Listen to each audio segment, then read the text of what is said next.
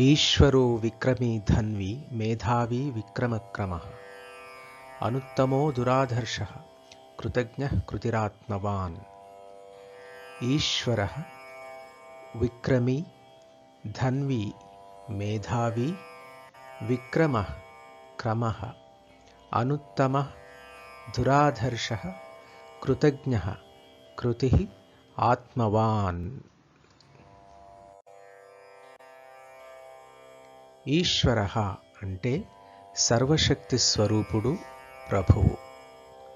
విక్రమీ అనగా బహుశౌర్యవంతుడు.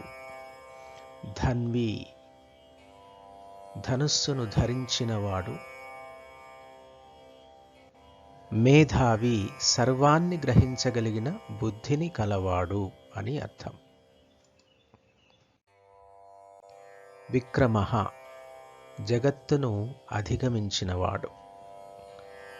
క్రమః సర్వత్రా సంచరించువాడు అని అర్థం. అనుత్తమః తనకంటే గొప్పవారు లేనివాడు. దురాధర్షః దైత్యాదులచే జయింపశక్యం కానివాడు. కృతజ్ఞః జీవులు చేసే పుణ్యపాపాది కర్మలు తెలిసినవాడు అని అర్థం.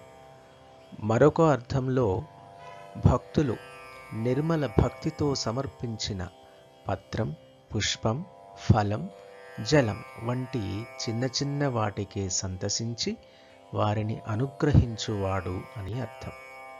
కృతిః కర్మస్వరూపుడు. ఆత్మవాన్ తన మహిమయందు తానే నెలకొన్నవాడు అని అర్థం.